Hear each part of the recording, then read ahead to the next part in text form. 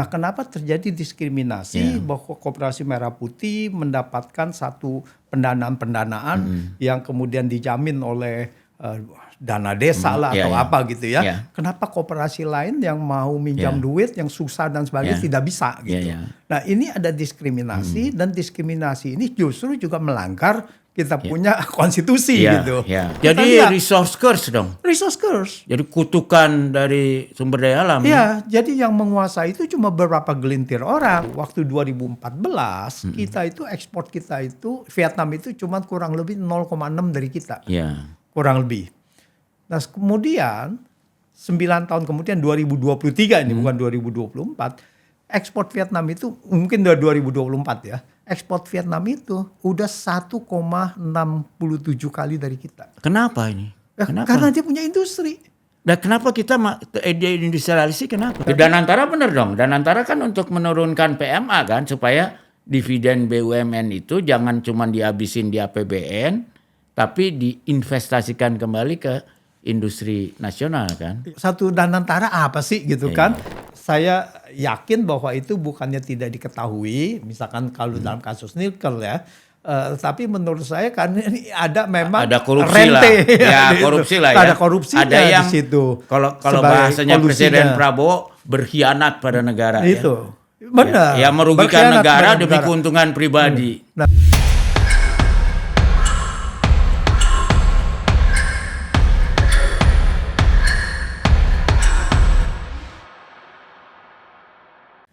Halo para pemirsa acara Retorika. Makasih nih udah mengklik lagi. Dan hari ini di kanal Sahabat BHM saya punya seorang sahabat yang saya bangga banget jadi sahabatnya. Karena dia anggota mungkin termasuk termuda Mafia Rotterdam. Mas Antonio Budiawan ya. Budiawan. Mas Antonio Budiawan ini kesini diajak Pak Kwik Kiangi. Orang Rotterdam juga ya, kira-kira ya. Buka institusi namanya Politik Economic and Public Studies ya. Jadi kebijakan publik di bidang ekonomi dan politik. Dan saya terus terang kagum sama Mas Antoni ini. Orang yang betul-betul lurus saja gitu ya. Pokoknya apa yang benar, yang salah. Sehingga saya ingat terakhir tuh saya sangat kagum. Ini anaknya seorang yang dianggap tokoh mafia lah gitu ya. Dianggap tokoh mafia migas. Reza anaknya ditangkap. Tapi walaupun Anda tukang kritik mafia, begitu lihat bahwa si anak ini dikriminalisasi, Anda sebut aja apa adanya ya. Nggak bisa. Walaupun dia siapa, kalau dia memang nggak bersalah, nggak boleh dikriminalisasi. Benar. Dan padahal banyak orang sesama aktivis anti korupsi, waduh masa gue belain anaknya Reza ya. Dan sudah berasumsi bahwa ini pasti salah. Pasti salah. Tapi seorang Antoni Budiawan nggak bisa. Itu salah, benar. Ini mungkin didikan Belanda ya. Didikan Belanda kan gitu tuh, apa istilahnya apa istilahnya kaku itu ya, pokoknya. Dan ya, kayak open. Pak Kwik juga kaku. Pak Kwik ya. Iya. Salah satu adalah di sana kan tegas. Ya, tegas. Di sana sewaktu itu mempengaruhi kita punya pandangan hidup juga ya. Karena di sana ya kita berani melawan apa dan apa adanya gitu ya. Apa adanya. Nggak ada basa-basi lah kasarnya. Basa-basi gitu. Ya itu kan kalau orang Belanda kan bilang saklek kan. Ya saklek itu yang kata yang cari tadi ya. Iya. Jadi berapa tahun di Belanda tuh bisa jadi saklek kemudian? Saya nggak begitu terlalu lama sih. 10 tahun aja. 10 tahun. Nggak begitu lama 10 tahun. Jadi kalau saya lihat orang-orang asing yang di sini sekarang ini udah ada yang 20 tahun itu. Berarti saya 10 tahun ini nggak ada apa-apanya. Tapi sakleknya ke bawah lah ya. Iya. Karena kan kita bergaulan juga kan banyak orang itu ya. Tapi saya tuh merasa Indonesia tuh sangat berterima kasih ada Mas Antoni Budiawan nih. Karena bicara saklek apa adanya. Karena dulu Mohtar Lubis tuh wartawan senior nulis tuh salah satu problem kebudayaan Indonesia tuh kan terlalu ewuh pakewuh ya. Dan akhirnya kasarnya jadi munafik kadang-kadang gitu loh. Nggak mau menyampaikan apa adanya. Dan kadang-kadang itu membuat pemimpin kita juga jadi ternina bobo ya. kalau zaman dulu cerita Hans Christian Andersen Raja Telanjang. Nggak ada yang berani bilang Raja Telanjang. Akhirnya raja ditipu ya kan sama orang asing. Sama juga dengan Abu Nawas juga. Iya kan, begitu juga ceritanya mirip. Hanya berkat ada seorang anak kecil yang belum ngerti ewuh pakai ewuh, dia mau Raja Telanjang katanya. Yang lain nggak ada yang berani. Ya itulah, jadi kita kadangkala kita ini sungkan, apalagi kalau sama orang yang kita kenal, ya kan. Jangan dikatakan kalau orang itu adalah orang dekat lagi gitu kan, nggak mungkin bisa diinikan. Dan mungkin budaya Indonesia susah nerima kritik tuh terlalu dianggap pribadi ya, padahal kan kritiknya bukan nggak pribadi, kritiknya pada kebijakan kan itu. Pada kebijakan, pada tingkah laku itu yang kita kritik. Dan itu harusnya malahan menjadi feedback masukan untuk memperbaiki supaya nggak kecemplung lah gitu. Makanya apa yang selalu saya kritik kan selalu kan ada argumennya dari argumen dari kebijakannya ini ditunjukkan dan itu ya. Kita lihat bahwa kebijakan ini ya memang misalkan membahayakan untuk keadilan bagi rakyat. Ya. Nah itu yang kita sebetulnya mencoba menyuarakan.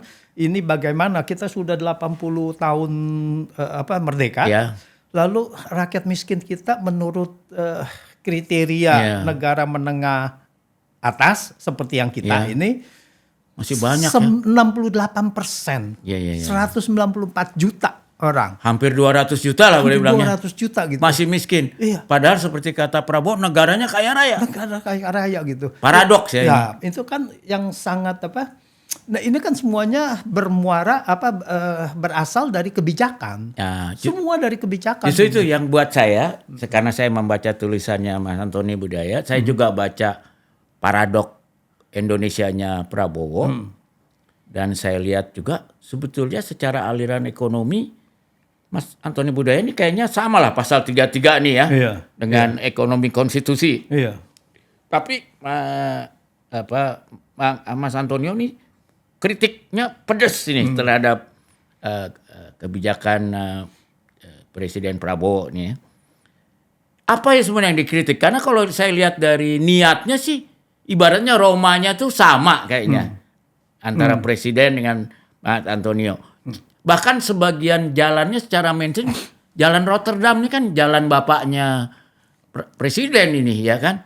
Pak Sumitro Pak Sumitro Om Cung dan juga kakeknya Pak Margono ya. Pak Margono, Dan saya ingat juga kita kan sempat menyimpang karena ketika Pak Harto bikin tim ekonomi, Pak Wijoyonomik itu sebetulnya Pak Sumitro lebih berpihak pada Pak Sarbini kan. Ya, ketika terjadi peristiwa Malari itu. Karena Pak Sarbini lebih dianggap lebih pasal 33 lah dibandingkan Pak Wijoyo yang dianggap lebih liberal. Tapi saya lihat aktif nih Mas Antoni Budaya mengkritik apa yang perbedaannya antara kebijakannya Presiden Prabowo ini dengan pandangan Antoni ini terutama. Jadi kalau kita lihat gini, kita kan nggak bisa bicara mengenai ekonomi konstitusi pasal 33 hanya dari luar kan. Lalu kita juga melihat dari misalnya kebijakan-kebijakannya. Pelaksanaannya. Pelaksanaannya.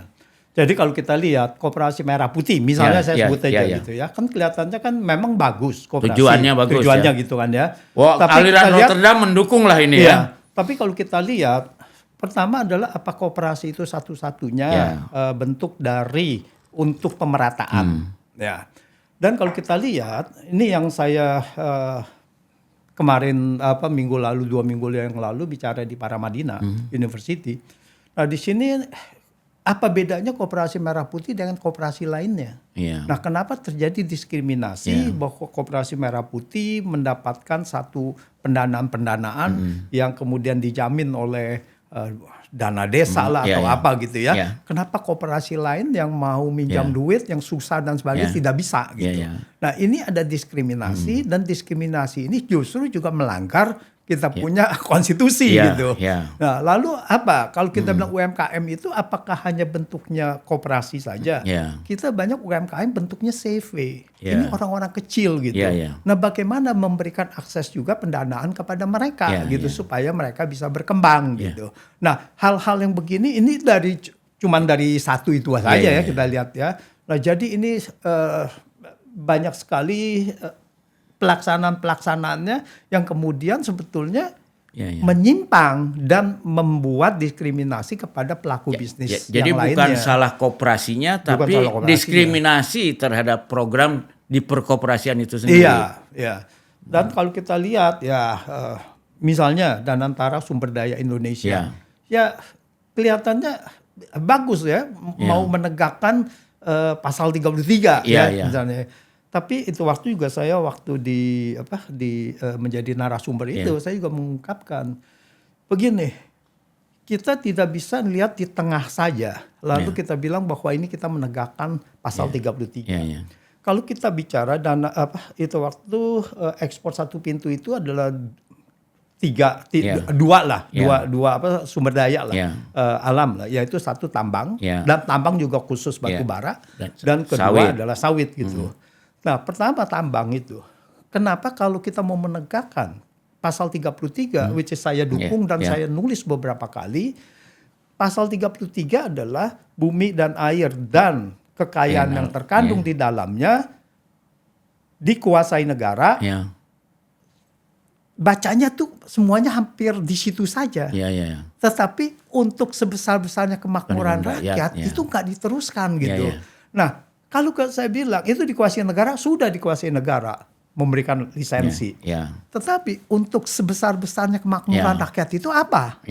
Nah, kalau untuk sebesar-besarnya kemakmuran rakyat itu tidak bisa lain adalah harus dimiliki, bukan dikuasai saja. Nah, dari situ ya dia harus dimiliki. Itu jadi kalau kita mau menerangkan tuh ke situ. Jadi bukannya hanya ekspornya kita bilang oke, Anda memberikan konsesi jutaan hektar lah. Lalu kita cuman ini kan ekspor. Terus yang kedua, kebijakan ini dengan alasan bahwa sebetulnya untuk menerapkan harga-harga ekspor untuk menstandarkan, untuk mengatur harga kan agar tidak ada under invoicing, agar tidak ada apa gitu. Nah, ini kalau seandainya itu ada under invoicing kan itu harus ditindak. Itu kan pengawasan kita itu artinya pengawasan, kan? Itu kan ada bea cukai, ada apa gitu kan itu bisa diinikan. Jadi bukan jalannya ini apakah ini hanya alasan kan kita kan untuk mengambil ekspor. Pengambilan ekspor itu pada intinya kan melanggar lagi undang-undang PT. PT itu kan boleh dia bisa bebas kemanapun dia mau jual gitu kan ya, asal mengikuti peraturan. Kalau ekspor ada ini, ada bea keluar, ada apa segala harus ikuti. Dalam hal ini mungkin solusi Pak Harto soal itu lebih ini ya, bubarin aja pegonnya pakai SGS. Nah, terus yang kedua adalah mengenai misalkan kelapa sawit, sawit, produk sawit lah itu gitu. Produk sawit dapat termasuk pasal 33, kan ya? Dia bukan kekayaan yang terkandung di dalamnya kan, dia kan di atas gitu kan. Nah, masalah dari situ adalah kita memberikan konsesi lahan terlalu besar kepada pihak-pihak tertentu, tidak ada kepada rakyat gitu. Nah, sebetulnya saya rasa itu yang yang kita harus fokusnya. Gitu. Atau mungkin ini saya nggak tahu Bung Antoni pernah baca nggak buku ditulis oleh seorang peneliti dosen di Yale namanya Ami Chua. Dia tulis buku World on Fire, udah cukup lama. Dia bilang ini kan di awal-awal gelombang demokrasi di dunia ya. Dia bilang di saat itu kan Barat terutama di kontinen Amerika neken negara-negara yang tadinya nggak demokrasi ini dan ekonominya tertutup, dua hal. Kalian harus demokrasi secara politik dan harus bikin pasar bebas. Ya, Uni Soviet digituin, semua Eropa Timur. Banyaklah termasuk Indonesia ya kan. Bom gitu. Tapi setelah berapa tahun ternyata kesimpulan dia, wah ini ternyata kombinasi yang berbahaya. Karena kombinasi antara demokrasi politik yang liberal dengan ekonomi yang juga pasar yang liberal menyebabkan demokrasinya dalam waktu berapa tahun tersandera oleh oligarki. Iya. Iya kan? Dan biasanya dalam kasus yang menarik adalah misalnya dia lihat Uni Soviet. Demokrasi politik pasar. Nah, tadinya itu kan ekonomi tertutup. Dalam tempo berapa tahun ekonominya dikuasai 7 Taipan. Ya. 6 diantaranya orang Yahudi, walaupun orang Yahudi ini nggak sampai 1% di Uni Soviet. Iya. Tapi karena mereka memang menguasai pasar gelap ketika ekonomi tertutup. Iya. Jadi begitu dibuka pasarnya, ya mereka yang paling tahu caranya jalanin pasar kan. Iya. Sama yang pemilik sepak bola itu. Iya, mereka lah ya. Dan akhirnya ada gelombang balik di London ya. Nah, karena satu Taipan ini dekat dengan KGB, ketika muncul Putin mantan KGB berkomplot, akhirnya yang 6 Taipan ini kamu ikut gua atau kamu mati atau kabur, dan populasi mendukung karena dianggap agen oligarki. Jadinya muncul otoritarian lagi gitu ya. Mungkin nggak kita akan mengalami seperti itu juga? Gini, kalau saya lihat adalah gini. Pertama adalah kita melihat sejarah. Bagaimana satu negara itu bisa menjadi sejahtera, bisa menjadi kaya. Rakyatnya ya, bukan negaranya ya. Iya, otomatis nanti negara dan ke rakyat gitu ya. Jadi kalau kita lihat bagaimana Amerika menjadi kaya, itu dia bukan karena ekonomi liberal. Bukan. Amerika dari awal adalah proteksionis. Oleh karena itu dia dari merdeka, dia protect semuanya sampai dia melawan perang dari Inggris. 1812 kalau nggak salah. Saya ingat itu keluhan itu penulis Inggris zaman dulu karena buku-bukunya dibajak di Amerika dan mereka nggak bisa apa-apa. Nah itu dia jadi itu terjadi kemudian perang saudara. Iya betul. Perang saudara itu yang dimana di selatan dia sebetulnya pro ke Inggris karena dia harus pertanian, dia mendapatkan barang-barang modal dari Inggris. Dan dia juga ekspornya ke Inggris. Nah di situ dikenakan biaya yang banyak karena Amerika mau mengembangkan bisnis di North Sumatera, yaitu Chicago dan sebagainya lah gitu ya, industri gitu. Nah, dia dari awal dia itu mempunyai tarif masuk paling tinggi dari dia sejak merdeka terus dia sampai terakhir di Perang Dunia Kedua. Dan itu dipakai untuk membangun industrinya. Memakai untuk dia punya membangun industrinya, proteksi, industri berkembang dan setelah ini. Nah, ini. Jadi kalau kita lihat semuanya negara-negara Eropa semuanya itu juga begitu. Nah, apa yang dilakukan setelah negara itu kuat, maka mereka mau mengakses pasar dari luar. Dia suruh seluruh dunia bebas. Dia minta dunia bebas gitu. Setelah dia gede, paling gede, setelah dia paling gede. Ya. Nah, salah satu yang menjadi alat yaitu dari institusi Washington itu. Washington Consensus. Washington Institution.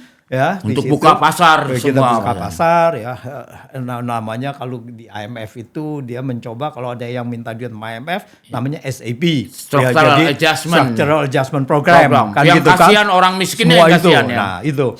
Jadi kita ini itu satu pihak. Itu negara ya kita bisa bagus secara prinsip itu bagus, tetapi kita harus mengerti bagaimana memproteksi dalam negeri. Nah, yang saya inginkan tapi proteksinya juga nggak berlebihan sehingga jadi manja gitu ya. Nah, kalau kita lihat di lain pihak negara-negara yang saya bilang bukan bersekutu lah, yang cukup friendly dengan Amerika, ya itu mendapatkan satu akses market yang besar di Amerika. Dan dia punya, kalau dia bisa mengembangkan industrinya, dia akan menjadi maju. Misalnya siapa? Misalkan Taiwan. Jepang, Korea. Kalau Jepang memang setelah tahun 50-an waktu di perang Korea, dia mendapatkan satu privilege untuk mengaktifkan dia punya industri perang lagi untuk support Korea. Itu dari Amerika yang tadinya dia kena sanksi gitu. Nah, terus terjadilah begitu. Jadi kalau kita lihat dari Korea Selatan, lalu kemudian Taiwan, kemudian Hong Kong pada saat itu masih ke Inggris, dan kemudian Singapura. Ini adalah pilar yang memang sengaja untuk dibangun ekonominya untuk menjaga dari paham komunis itu karena perang dari utara gitu kan, karena perang dingin gitu. Ada juga kan konsepnya namanya bebek terbang itu. Jadi Jepang di depan, terus yang lain Tiger di belakang, Thailand. Nah, Asian Tiger ya, itu kan. Ya, nah, pengikut itu. Ya, jadi pengikut ya.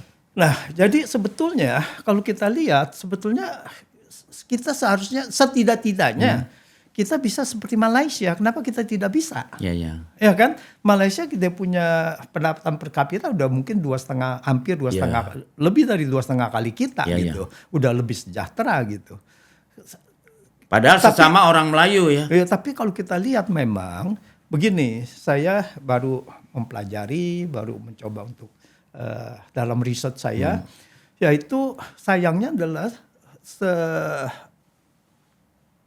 zamannya Orde Lama, satu periode itu tahun 65 berakhir, itu pendapatan real per kapita itu nggak bisa menyamakan sebelum perang tahun 41. Ini adalah satu generasi yang hilang. Karena inflasi yang gila-gilaan ya. Satu inflasi, dan kedua adalah kita kan waktu 45 ke 49 kan revolusi. Dari 49 kita sampai dari 50 sampai ke 59 sistem parlementer. Ya, pemerintahnya jatuh bangun ya. Kadang-kadang nggak sampai setahun udah jatuh. Iya, berapa bulan gitu udah dan jatuh. Dan banyak pemberontakan juga. Dan juga di situ ada juga gitu pemberontakan, dan ekonominya itu tidak benar-benar peninggalan itu sangat lemah sekali gitu. Itu kita maklumi, tetapi kita tidak bisa membangun. Tapi kita bisa anggap itu zaman masih bayi lah ya. Iya. Tapi sebetulnya kalau kita belum bisa berdiri. Belum bisa, tapi kalau kita lihat bahwa beberapa yang di situ, misalkan Malaysia, dia Malaysia nggak ada revolusi, nggak ada. Nah, dia punya punya fasilitas produksi rusak gitu waktu ya.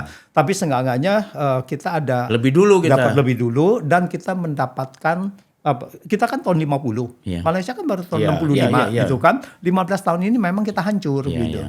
Hancur karena ada konflik juga kan, konflik Pak Irian, konflik Kalimantan, ya kan? Dwi Kora, Trikora. Iya, itulah. Pemberontakan PRRI Permesta, Darul Islam. Makanya, jadi kita lebih banyak ke situ. Jadi tahun sampai dengan 65 kita masih banyak konflik. Setelah dengan konflik revolusi selesai, maka kita lebih banyak konflik internal lah. Tapi saya boleh supaya jangan, ya pertama saya jangan sampai terkesan semuanya salah Bung Karno juga. Enggak. Karena Bung Karno kan kita berjasa memerdekakan kita, dan menurut saya kalaupun tahun 65 dia jatuh, Bung Karno itu berhasil membuat kita berideologi Pancasila kan. Iya. Kan sehingga Pak Harto kita membangun tinggal fokus ke ekonomi kan. Enggak, itu juga satu. Jadi itu juga mengenai ideologi Pancasila saya membicarakannya. Di situ adalah kita harus lihat bahwa di sana ada kembalinya kepada Undang-Undang Dasar 45 itu kan keberanian dari Bung Karno. Saya hanya bicara mengenai ekonomi, ya kan, mengenai yang gagal ekonomi, yang kita akui gagal pada saat itu kan. Gagalnya itu ya bisa yang tadi internal konflik ya banyak dan sebagainya, dan peninggalan kolonial juga rusak, dan perang dingin kita tidak sempat. Dan yang masalahnya adalah satu, ekonomi kita pada saat itu tergantung dari komoditi. Dan komoditi karet dia itu peaknya tahun 51 terus sampai 65 turun terus. Gara-gara ada sintetik ya. Satu sintetik, dan kedua memang sebetulnya ya harga komoditas begitu, kemudian dia komoditas kan emang gitu. Boom and bust ya. Iya, boom and bust kan gitu kan. Dan di zaman Belanda juga terjadi kan. Itu terjadi. Makanya VOC bangkrut ya. Iya. Nah itu jadi ini. Jadi kalau kita lihat setelah itu baru kita punya ekonomi, kemudian baru tertata lah. Baru tertata, dan peran dari Amerika sebenarnya cukup besar. Sama oil boom. Tahun 70 ya. Dan oil boom itu kan investasi asing juga awalnya. Kita cuman memiliki, kita mendapatkan Pertamina pada saat itu masih belum bisa benar-benar mengadakan eksplorasi dan sebagainya gitu. Nah, dan juga waktu itu produksi kita jauh lebih besar ketimbang kebutuhan kita Jadi kita ekspor 1 juta barel. Kayak Malaysia sekarang lah. Iya. Nah, jadi yang intinya adalah sebetulnya kalau kita berpikir secara jernih, kita bisa menggunakan juga kebijakan yang Amerika itu untuk demi kepentingan kita gitu. Jadi proteksi, liberal itu kita bisa untuk itu. Korea pun sebetulnya kan dalam ekonomi yang liberal pun dikenalkan perlindungan untuk yang namanya inkubasi itu apa? Ya, infant industry boleh kan diproteksi. Boleh. Dalam WTO pun boleh. Dalam kan? WTO asal pun ada boleh. batasnya kan.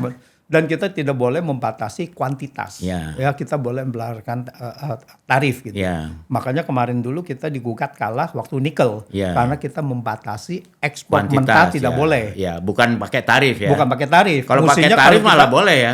Boleh. Kita bilang aja kalau ore 100%. Iya. Misalkan bisa, gitu kan. Nah, kayak begitu itu digugat makanya kita kalah di dalam WTO kita ini.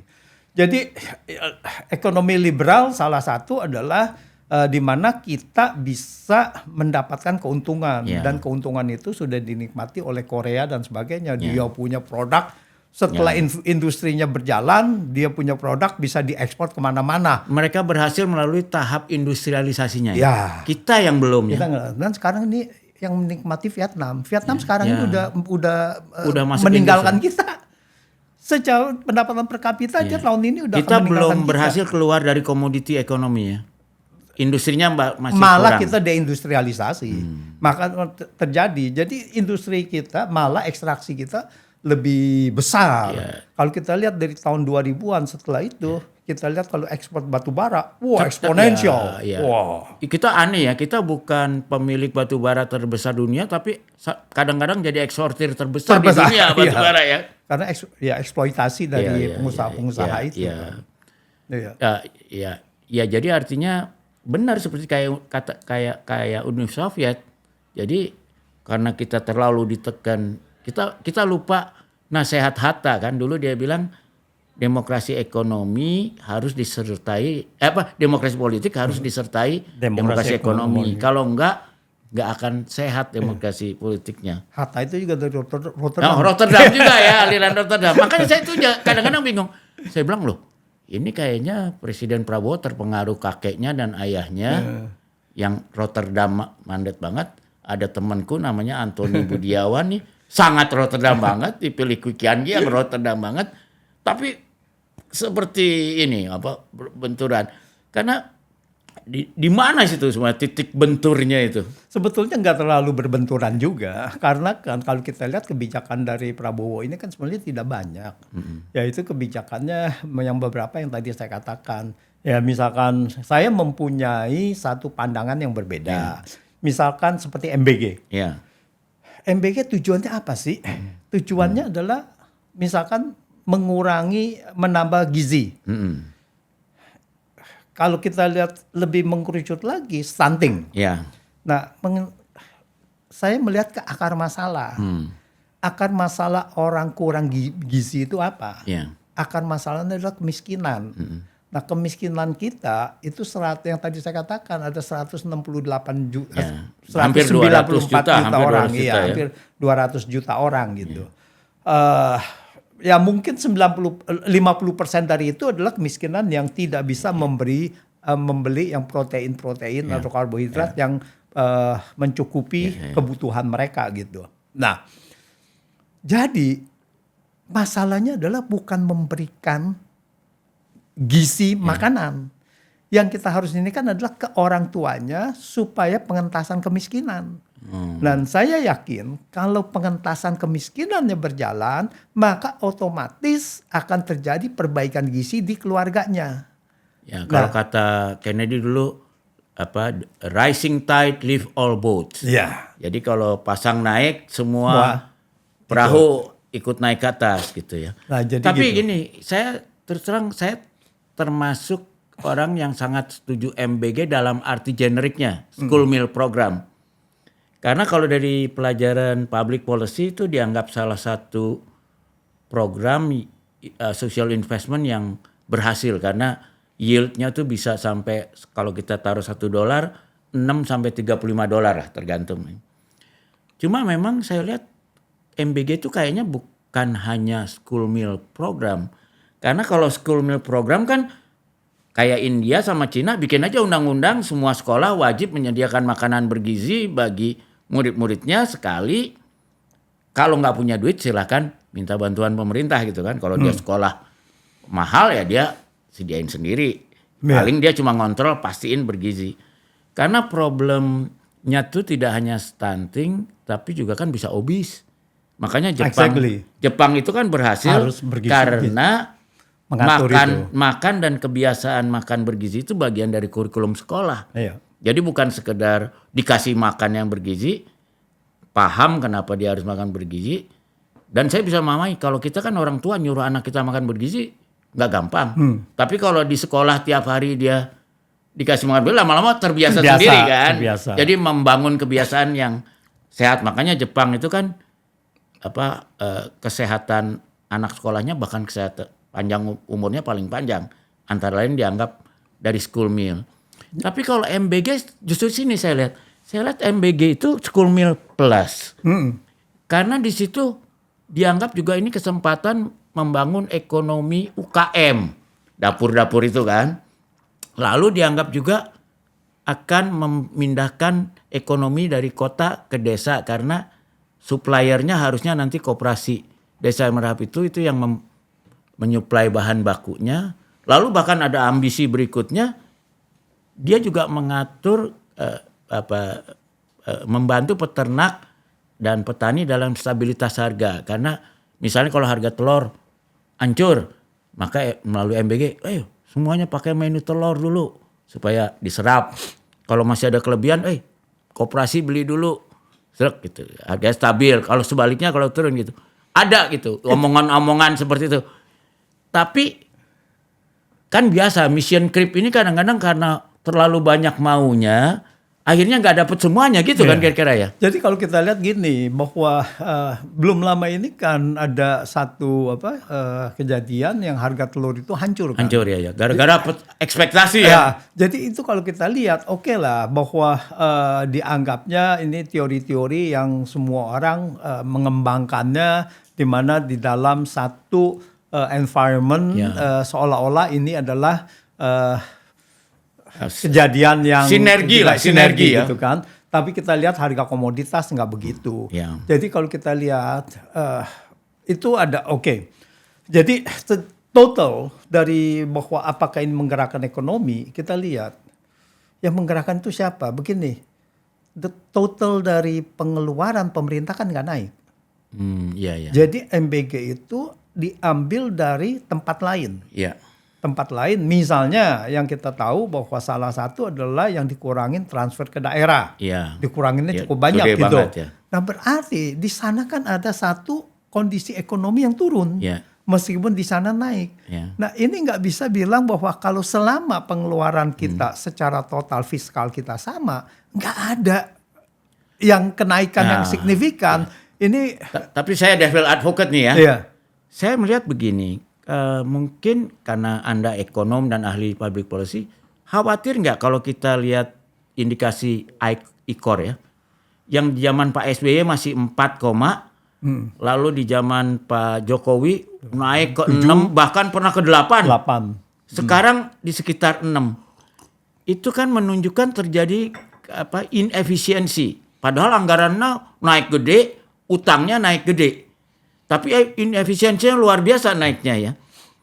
Dan kalau teorinya, paling nggak katanya Presiden Prabowo, itu macetnya di birokrasi lokal.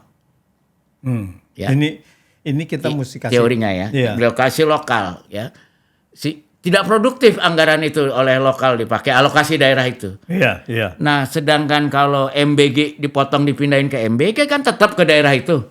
Cuma ke sektor yang dianggap lebih produktif dan efisien. Kalau itu betul, maka kombinasi MBG dan Koperasi Merah Putih mestinya menurunkan ICOR kita nih cukup signifikan. Kalau benar ya. Nggak sederhana gitu. Begini, kita punya ICOR turun ini karena terjadi deindustrialisasi. Di mana deindustrialisasi, sektor manufaktur itu mempunyai satu karakteristik yang disebutnya increasing economic returns. Nah, ini kan pembaca kita banyak yang pemirsa kita banyak yang telasin dulu ICOR itu sedikit lah sebagai dosen. Jadi kan ICOR itu kan berarti incremental capital and output ratio. Berarti bahwa berapa yang diinvestasi, berapa yang dihasilkan untuk kita punya ekonomi. semakin tinggi maka investasinya semakin banyak, ya kan? Jadi yang dianggapnya kurang efisien, ya. Jadi kita yang tadinya kita memerlukan kapital 10 untuk mengenerate misalkan 5% pertumbuhan, nah sekarang kalau ICOR-nya naik, kita memerlukan 20 gitu kan untuk itu, untuk pertumbuhan yang sama gitu. Nah ini, tapi kalau kita lihat ini terkait dengan ICOR naik itu related sama juga dengan produktivitas turun. Produktivitas industri. Benar, betul. Nah, produktivitas kita birokrasi enggak ya? Enggak. Jadi produktivitas kita turun itu karena kita dalam 20 tahun ini itu waktu saya juga sudah memberikan data-datanya terjadi deindustrialisasi. Kita punya indeks sektor manufaktur, kontribusinya adalah dari 30% pada awal-awal 2000, sekarang ini di bawah 20%, 19%. Hampir sekitar 10% turun. Iya, turun. Kebalikannya dengan Vietnam. Vietnam itu dia dari belasan persen sekarang sampai 26 sudah. Jadi dia melakukan industrialisasi gitu. Kita deindustrialisasi. Vietnam, industrialisasi, kita deindustrialisasi. Vietnam ini industrialnya kenceng sampai mobilnya aja sekarang masuk di jalan-jalan raya kita kan. Bener. Di taksi itu ya. Green Sam ya. Sementara industri mobil kita terancam oleh impor dari Cina, India mobil listrik ini. Iya. Ya. Itu gejala. Tapi di sisi lain kan kalau hilirisasi industrinya bangkit dong. Smelter dan kalau di sektor sawit setahu saya hilirisasinya juga jalan ya. Jadi kan untuk industri yang based on commodity, kita naik ya. Tapi yang industri yang non commodity ini, tapi secara total kita itu turun. Jadi kalau kita lihat yang padat karya aja kita juga sudah turun karena alas kaki, garment itu kan udah turun semua gitu. Padahal itu. Jadi deindustrialisasi ini dampaknya ini besar ya. Besar sekali. Pertama. Tapi digital kita naik loh. Iya digital, tapi kan kita bukan itu. Digital itu kan kita cuma menggunakan. Bukan memproduksi ya. Sebagai untuk kita punya proses lah kita punya untuk itu ya. Tapi itu bukan menyediakan jasa buat di negara lain gitu ya. Enggak seperti begitu gitu. Nah jadi kalau kita lihat bahwa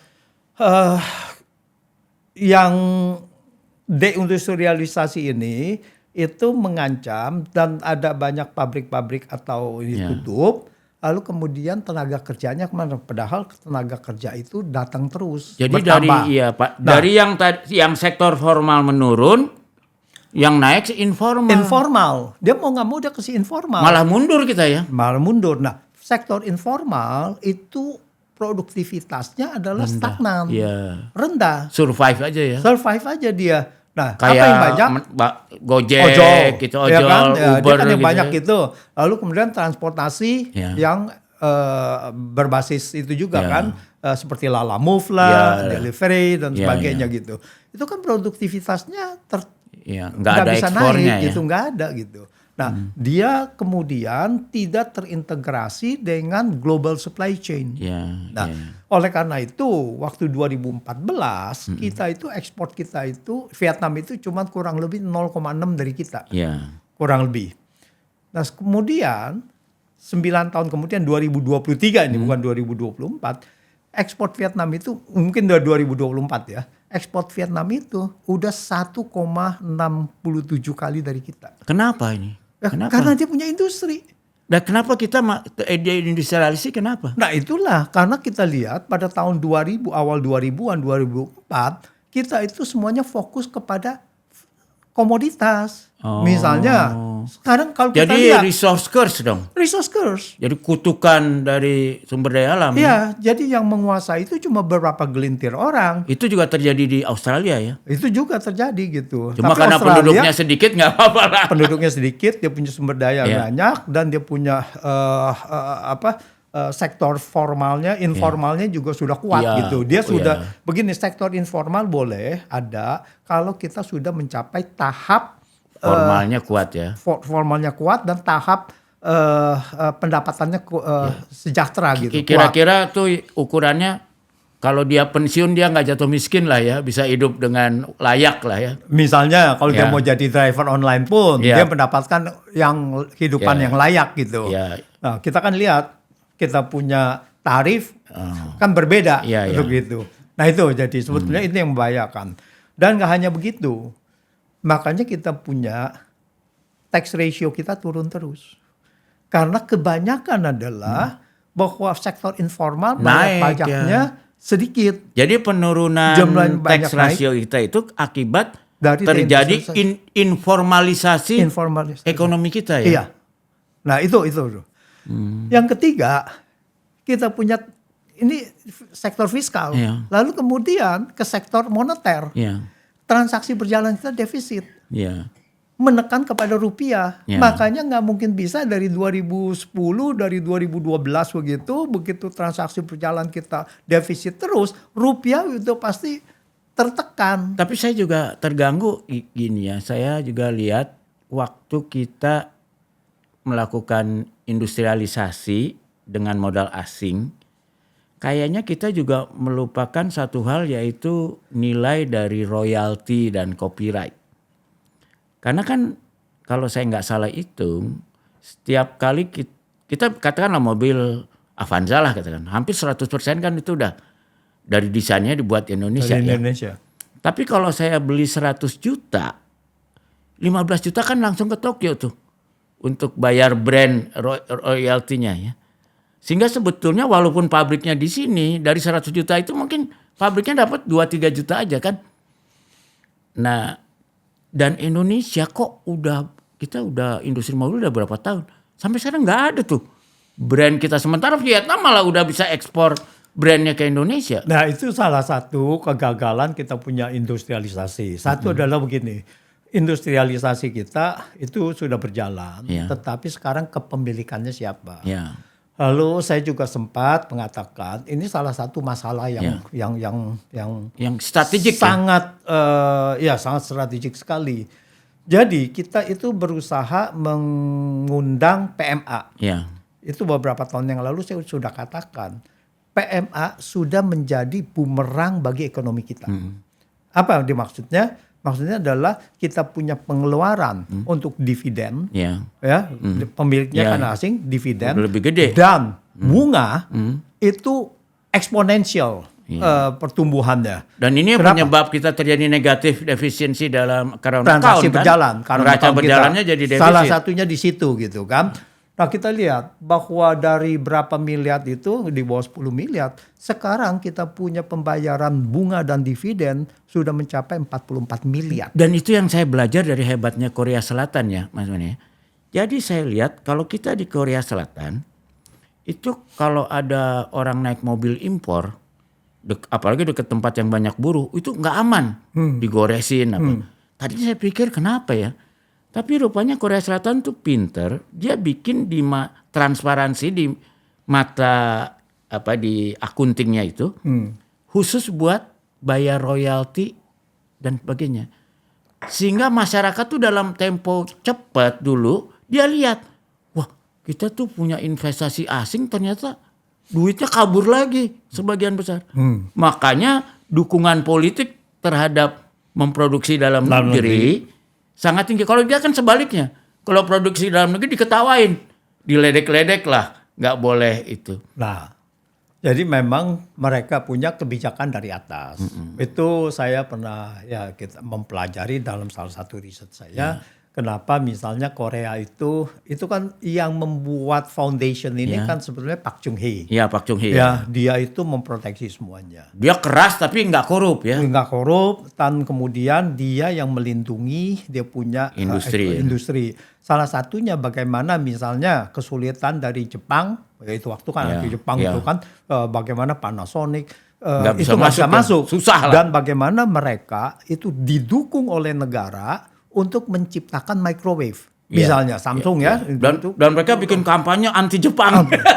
Nah jadi itu adalah satu yang kebijakan yang benar-benar diberikan. Jadi pada saat itu adalah perusahaan besar yang didukung. Padahal tahun 50-an Korea lebih miskin dari kita ya. Dia kan baru perang, masih tahun 53. Masih hancur dia kan, baru selesai 53 gitu. Jadi masih primitif lah. Saya ada beberapa kita punya pendapatan per kapita itu sama Korea itu pada saat itu hampir sama gitu. Malah lebih rendah sedikit, lebih rendah sedikit beberapa tahun kemudian setelah perang. Ya. Terus kemudian naik dong. Sekarang ini dia udah 30.000. Udah negara sejahtera lah ya. Dia kurang lebih bisa mencapai 30.000, 25.000 jadi ke 30.000. artinya udah lebih dari 6 kali kita ya. Luar biasa gitu. Nah, inilah yang menyedihkan adalah ya kita ini Korea dan satu lagi ngomong itu, saya juga bingung. Kita itu sampai mungkin beberapa tahun terakhir ya, sekarang India lah, tapi sebelumnya tuh Indonesia adalah pasar sepeda motor terbesar di dunia. Puluhan tahun. Tapi kita sampai sekarang nggak punya loh merek sepeda motor sendiri. Kenapa, Mas? Ya, itu dia. Jadi kita punya ini kan justru kita lihat perbedaannya. Ini kebijakan kan ini kebijakan. Yang kita lihat kan yang paling mudah adalah misalkan China. China gitu sekarang semua merek mobil ada dan sebagainya. Jangan kita lihat Korea lah. Korea juga sudah ada Hyundai dan itu. Tapi kalau kita lihat sekarang China kan tiba-tiba 10 tahun terakhir ini kan menguasai gitu di jalan aja kita lihat merek-merek yang baru ya. Jadi sebetulnya apa? Motor itu kan sebetulnya kan nggak sulit gitu kan. Kita udah bisa bikin pesawat. Apalagi motor listrik. Motor listrik lebih gampang lagi. Lebih gampang lagi kan. Nah ini adalah kebijakan-kebijakan yang dimana bahwa kebijakan ini harus diproteksi. Nah China memproteksi itu semua. Nah kita tidak memproteksi. Korea memproteksi. Dia bisa begitu karena dia diproteksi. Ini kan persis perdebatan antara dulu Wijoyo dengan Sarbini juga kan. Iya. Cuma waktu itu masalahnya Pak Harto terpaksa milih Wijoyo karena kalau terproteksi nggak ada, susah dapat duit masuk. Nah gini, waktu pada saat itu adalah kita ditinggalkan waktu zaman 65 masalah. Tahun 67 kita itu sebetulnya cadangan devisa kita itu neto. Itu sudah negatif. Negatif ya. Udah bangkrut lah kasarnya. Udah bangkrut. Karena apa? Banyak kewajiban luar negeri. Secara kita bruto, default, secara cash yang di luar dari emas, secara cash uang asing kita itu, devisa kita itu tinggal 2 juta US dollar. Nggak bisa import apa-apa. Oleh karena itu waktu Pak Harto naik, dia itu dibantu oleh Amerika karena perang dingin ya. Ya, dan khususnya adalah setelah itu dikasih donor negara donor, ngomongnya donor tapi pinjam dan mereka berkomplot IGGI itu. Nah, itu dari tahun 67. Nah, dari situ kita baru mempunyai uang untuk itu dan tahun 70-an, 72 udah gitu naik tahun 73 booming gitu. Oil boom dan 78 79 revolusi Iran another boom lagi, gitu. Tapi 81 kita hancur. Karena kita udah mulai impor juga minyak. Kita 81 belum. Belum ya, tahun 90 ya. Kita net importer itu tahun 2004. 2004 ya, tapi waktu pun ekspor jadi udah nggak gitu banyak gitu kan. Pada saat itu banyak sekali gitu. Nah, ini jadi ya kita bahwa PMA ini udah menjadi bumerang. Nah, jadi benar dong Sarbini ya. Bener, apalagi sekarang kita main sembarangan kita kasih. Misalnya apa yang sembarangan maksud saya, industri-industri seharusnya yang pendapatannya dari Indonesia, maksudnya dari masyarakat, itu sebetulnya jangan diserahkan kepada asing. Apa yang saya maksud? Misalkan jalan tol, pendapatannya kan dari masyarakat. Itu kalau kita kasihkan mereka, itu dalam berapa tahun uangnya tersedot terus. Terus yang mengalir aja ke sana, kenceleng gitu. Terus yang kedua adalah misalnya, apa contohnya? Listrik. Listrik ini dibayar oleh masyarakat. Jadi uang dari masyarakat itu akan tersedot gitu. Nah, uang-uang. Ini yang mendefisitkan kita neraca berjalan juga ya. Itu. Jadi saya bilang bahwa PMA itu kita harus selektif. Kenapa China bisa itu? Dan antara benar dong. Dan antara kan untuk menurunkan PMA kan supaya dividen BUMN itu jangan cuma dihabisin di APBN, tapi diinvestasikan kembali ke industri nasional kan. Ya itu kan begini. Negara itu tidak bisa tergantung orang kita ada 10 BUMN, 100 BUMN yang nggak bisa kok. Untung ya. Membangkitkan kita punya ekonomi kan gitu. Satu Danantara apa sih gitu kan? Dia kan cuma tapi kalau konsepnya bahwa janganlah semua dividen dari BUMN itu dihabisin menguap gitu di APBN, Tapi adalah yang diinvestasikan termasuk pada BUMN itu sendiri tentunya. Iya, jadi kan begini, itu kan sebetulnya ibaratnya ayam bertelur, jangan cuma diambilin telurnya, tapi ayamnya juga digemukin kalau bisa beranak pinak gitu kan. Jadi ada iya dan tidak juga. Begini, kalau dia masuk ke APBN, APBN kita itu ada uang, fungsi dari fiskal itu kan bukan investasi, bukan hanya investasi. Fungsi dari fiskal itu kalau dia belanja barang modal pun barang modal yang untuk kepentingan publik. Terus udah gitu ada sosial. Nah ini yang jadi ada daerah. Kalau TKD, transfer ke daerah uangnya dikurangin, di daerah bisa survive apa tidak? Nah kan itu. Jadi kita bilang bukan hanya investasi. Yang investasi itu tanpa dari uang dan tentara, kalau kita membuat satu kebijakan yang pro untuk investasi akan boom. Ya.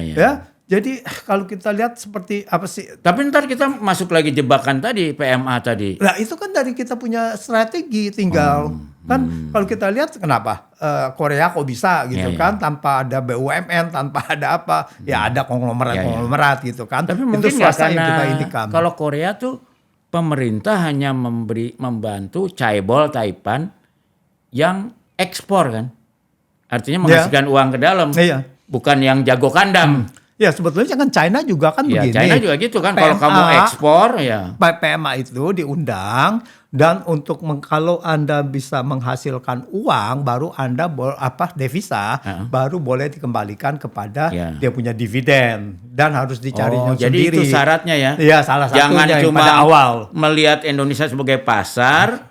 Tapi dunia sebagai pasar baru boleh repatriasi modalnya. Ya, misalnya sekarang kita handphone ini kan kita kan banyak import semua, hampir ini lah ya. Lalu kita bilang, oke, kita undang mereka itu sebagai basis industri. Nah kalau mereka bisa ekspor, ya nggak apa-apa kan, kita ini kan. Jadi kita kurangin dia punya tarif dan sebagainya kan gitu. Jangan kita mau tarif, tapi kan tenaga kerja mereka juga ada memakai gitu. Jadi pajak yang dihasilkan jauh lebih besar dari hanya tarif aja yang kita import gitu. Ya saya ingat juga soal proteksi ini mesti hati-hati. Dulu kan Fairchild itu dulu pabrik chip mungkin di Asia Tenggara pertama loh di Cibinong, Fairchild. Lalu mereka mau bikin robotisasi lah, modernisasi. Tapi kemudian kita keras karena dianggap menurunkan tenaga kerja. Akhirnya mereka kabur ke Malaysia. Sekarang jadi ini kayak megang burung juga ya.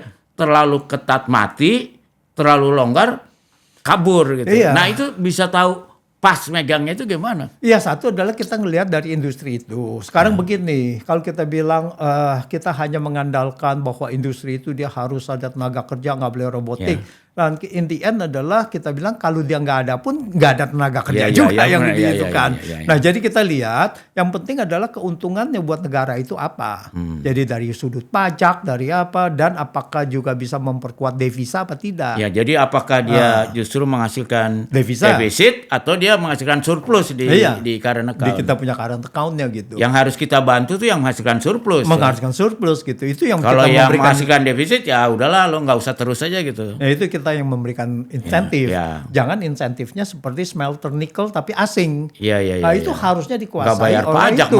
Malah nggak bayar pajak gitu kan, dan dimiliki asing lagi. Jadi kita seperti dibohongin seolah-olah ekspor kita tinggi tapi duitnya nggak ada. Duitnya nggak ada karena semua kesana semua balik kabur lagi gitu. Ya kan? Dan kedua adalah untuk apa kita memberikan insentif? Orang ini ada di lokal, sebetulnya malah kalau kita pajakin pun lebih mahal, dia juga tetap akan kerjain juga. Mengerjain di sini juga. Karena nikel mau di mana lagi gitu misalnya gitu. Nah, jadi kebijakan-kebijakan ini saya yakin bahwa itu bukannya tidak diketahui, misalkan kalau dalam kasus nikel ya. Tapi menurut saya karena ini ada korupsi rente, lah. Korupsi lah ya. Ada korupsinya ada yang di situ. Kalau bahasanya Presiden Prabowo berkhianat pada negara. Itu. Benar. Ya merugikan negara demi keuntungan pribadi. Nah, saya rasa itu. Jadi keuntungannya bisa aja langsung ya didukung lagi lah menjadi presiden. Udah gitu hasil suapnya ditaruh pula di luar negeri kan. Tambah lagi defisit kita kan. Ya itulah. Jadi beberapa permasalahan. Jadi masalah kita sebetulnya adalah masalah pertama industrialisasi. kita membangun lagi secepat mungkin. Dan di situ akan pengaruh kepada kita punya fiskal dan kepada kita punya moneter. Jadi kalau misalnya Mas Antoni Budiawan ini seperti Dede ini lagi asik-asik di Amerika, dipanggil sama Den, dibawa ke presiden suruh kasih advice. Nah, kalau yang dipanggil dan dibawa Den ke tempat presiden ini Mas Antoni Budiawan, apa yang akan dinasihatkan pada presiden itu? Sebetulnya nggak ada yang perlu dinasihatkan lagi. Dalam arti begini, pertama adalah saya tidak membayangkan akan dipanggil. Karena sebenarnya 2019 pun saya sebetulnya tim kampanye presiden itu waktu gitu. Presiden mana? Prabowo. Iya, 2019 19 saya tim itu. Tapi saya memang sudah karena secara ideologi sama kok ini. Saya sudah memutuskan untuk kita melihat dari luar aja lah gitu kan. Apa yang saya ngomongin ini kan sebetulnya nggak ada yang baru lagi. Jadi apa kalau seandainya pun kita mau bicarakan apa? Ya sama seperti yang sekarang saya bicarakan gitu kan. Jadi nggak ada lagi yang sesuatu yang baru yang seolah-olah kita tahu apa. Lalu saya juga sempat ditanya misalnya, bagaimana kita memperkuat rupiah misalnya. Saya bilang, saya tidak akan berpretensi bahwa kita bisa memperkuat rupiah. Saya bilang saat ini kondisi rupiah kita hanya tergantung satu, utang luar negeri. Kalau utang luar negerinya nggak masuk, jadi kita ini kalau investor keluar pasti hancur kita rupiah. Nah itu jadi ya kalau rupiah itu benar nggak ya? Kalau saya dulu belajar tuh soal depresiasi apresiasi mata uang tuh sederhana. Lihat aja current account neraca berjalan ya kan? Ya. Kalau current account-nya defisit ya pasti melemah rupiah. Pasti melemah. Ya kan? Iya. Nah sekarang sumber defisit itu di mana? Cek. Nah cuman itu kan matematiknya. Ekonomi itu kan kombinasi matematik sama psikologis. Ya kan? Kalau matematiknya gampang, lihat aja current account. Kalau psikologisnya itu kan soal prospek kan. Kepercayaan ekonomi ini kita akan bagus atau memburuk. Kalau memburuk ya orang taruh uang. Beli dolar, tabung keluar kan. Sekarang saya pertajam. Yang dimaksud dengan ekspektasi yang tadi itu apa? Yang dimaksud dengan ekspektasinya adalah kalau ekonomi bagus, maka ada uang yang masuk. Betul. Nah, uang yang masuk itu dalam bentuk yang saat ini paling besar adalah utang, beli SBN. Nah, ini yang memperkuat rupiah. Iya betul. Nah, begitu, karena membantu neraca berjalan juga kan. Neraca berjalan, neraca pembayaran. Neraca pembayaran. Nah, kalau ekonominya dianggapnya kurang baik, maka investor akan mengamankan dia punya uang keluar. Cuma kan ada dilema gini, kalau kita pikir utang luar negeri itu pakai SBN apa segala. Problemnya kan supaya menarik bunga harus naik. Ya kan? Supaya masuk. Cuma kan selalu ada pertentangan. Kalau zaman sekarang saya melihatnya mana yang lebih baik? Solusi yang diterapkan Argentina yang lebih mirip structural adjustment itu. Tapi emang cepet tuh inflasi cepet turun, mata uangnya cepet kuat. Atau solusi kayak Turki. Turki dia bilang nggak apa-apa deh inflasi agak tinggi, tapi yang penting orang jangan di PHK, ya kan? Dan kalau saya lihat sih terus terang as of today ya, mungkin bisa berubah. As of today kelihatannya model Turki itu lebih oke karena secara negara dia kelihatan tambah oke ya, dan sementara di Argentina tuh apalagi orang miskin kan kasihan banget dengan metode bunga dinaikin tinggi-tinggi gitu. Terus walaupun inflasinya cepat banget turunnya gitu loh. Jadi kalau kita lihat lira kan terhadap dolar, waduh ngeri turunnya itu. Rupiah mah nggak ada apa-apanya. Jadi kalau kita lihat, ini kan Turki masalahnya itu tahun 2018. Awalnya kenapa? Karena sama juga, ini terjadi boom di sana. Jadi banyak sekali capital masuk. Tapi begitu dilihatnya udah agak masalah, capital keluar. Kabur. Itu yang membuat tekanan kepada mata uang dia. Mata lira ya. Nah itu. Sebenarnya sama kayak kita. Tapi dia lebih gawat loh turunnya. Dia lebih gawat. Artinya kita compare pada saat itu dengan kita waktu 97. 97, 98 itu juga segitu gitu kan banyak. Nah, lalu kemudian Turki itu pada saat dia genting itu dia mendapat bantuan dari United Arab Emirates. Nah, dia mendapatkan pinjaman.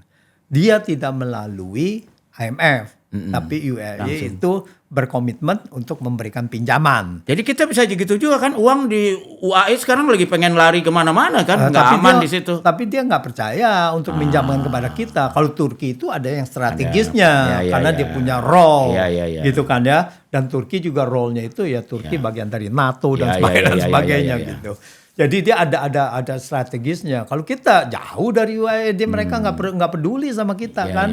Nah sekarang kita punya rupiah agak sedikit menguat. Nah kan kalau kita lihat itu kan ada semacam kayak komunikasi yang bahwa Bank of China sama yang Hong Kong itu akan mencoba untuk memberikan pinjaman atau apapun gitu kan. Nah itu yang sentimen yang dianggapnya bahwa itu. Tapi kita lihat kelihatannya nggak gitu kuat. Sekarang dan itu juga terjadi di Filipina. Filipina lebih dipercaya ya oleh. Lebih dipercaya. Dapat pinjaman dari luar tuh cepet banget kayaknya. Nah Filipina karena neraca perdagangannya masih positif.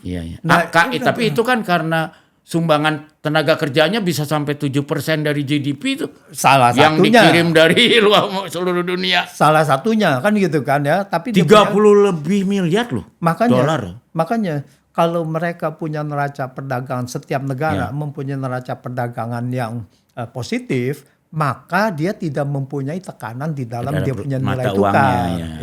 Ada sekali-sekali investor kabur. Ya itu normal, ya kan? Atau kita memperkuat ini ya bank sentral kita punya emas ya. Sekarang kan cuma 70 ton. Ya kecil banget. Tapi itu pun sudah tidak menjadi benchmark lagi. Tapi kalau Cina kan tiap bulan dia tambah berapa itu cadangan emasnya? Iya, kalau begini, dia cadangan emasnya dia bertambah karena dia mempunyai devisa dalam cash sangat besar sekali. Kalau kita punya yang juga bagus, kan? Itu kan emas di kita termasuk masih paling besar di dunia tuh, yang di dalam tanah ya, tinggal digali doang. Itu bisa 36.000 ton.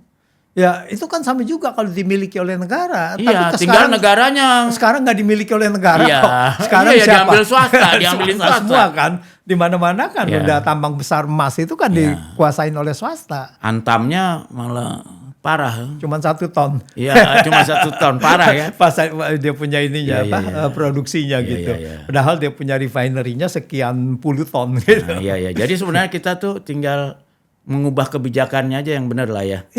Dan juga hukumnya mesti bagus. Inti salah satu adalah semua nggak hanya di negara, perusahaan apa apapun, kebijakan yang nomor 1. Kebijakannya dibuat untuk siapa? Dibuat untuk rakyat, apa untuk segelintir orang. Nah itu yang kita ini kan. Kalau untuk rakyat, ya terus ekonominya digerakkan, ya semuanya sejahtera gitu. Jadi bener lah kita akhirin yang gitu. Sebetulnya kalau saya jadi penasehat Prabowo gampang sih Bang. Panggil tuh Antoni suruh nemenin saya tiap hari. Karena ideologinya sama, tujuannya sama. Tinggal soal bagaimana menerapkan kebijakan publiknya yang benar ya. Saya lagi asik untuk bikin buku. Saya pikir itu aja. Karena apa? Kalau ada buku, jadi mudah-mudahan bukunya ini Mas. Jadi kan kalau Prabowo bikin buku Paradok Indonesia dan transformasinya. Mas Antoni itu mesti bikin transformasi yang benar seperti ini. Jadi saya membuat buku begini Mas Bambang. Saya membuat buku adalah mempelajaran dalam ekonomi kita selama 100 tahun. Bagus. Jadi kenapa yang ini naik dan itu. Jadi judulnya adalah sebetulnya judul sementara. Ini tuh Gelembung Ekonomi Indonesia. Artinya mau pecah dong? Sudah pecah, beberapa sudah pecah. Ini adalah kita punya ekonomi bersifat bubble, bersifat gelembung. Karena komoditi ini ya. Nah, apa yang saya katakan, ini saya belum bicara mengenai dari tahun 50-an ya. Saya bicara hanya dari tahun 67. Dari mulai Orde Baru. Karena datanya itu lebih ini. Tapi sekarang saya lagi menyusun data dari tahun 45 pun sudah ada. Nah, apa yang dimaksud dengan gelembung? Begini, PDB nominal kita itu bertumbuh 18.676 kali. Wow. 18.600 kali. PDB nominal. Realnya berapa? Berapa? 197. Ini gara-gara Berarti inflasinya kan bubble. Inflasi, nilai tukar, ya kan? Nilai tukar kan itu waktu dari kita tahun 67 itu dari cuma Rp25 per US dollar. Sekarang udah yang sekian. lebih menarik apa saya Google, Brian, ketika Presiden Prabowo dilantik sampai minggu lalu, kalau kita kan turun 15% terhadap dolar. Kalau ringgit Malaysia naik 21%. Karena dia ekspor migas juga. Nah, ini salah satunya juga. Misalkan kita lihat dalam periode yang sama Singapura. Nah, Singapura dia punya realnya naik lebih tinggi dari dia punya nominal. Artinya, jadi makin kuat. Makin kuat gitu. Nah, ini makanya saya itu kan ini penting. Kenapa bisa terjadi itu supaya kita bisa mempelajari ke depan untuk ke depannya bangsa ini bagaimana menata ekonominya gitu. Iya. Jadi artinya saya harus lebih sering mengundang Mas Antoni Mudawan sini ngobrol-ngobrol supaya pencerahan lah buat kita semua ya. Jadi saya lagi asik-asik ke situ tuh. Kita tunggu bukunya. Begitu ya para pemirsa, terima kasih. Jangan lupa sekali lagi loh tolong diklik itu dan di-subscribe supaya produser saya Bung Bakti happy ya. Dan kalau dia happy, saya dikasih kesempatan lebih banyak untuk nongkrong di sini gitu. Oke ya, sampai jumpa.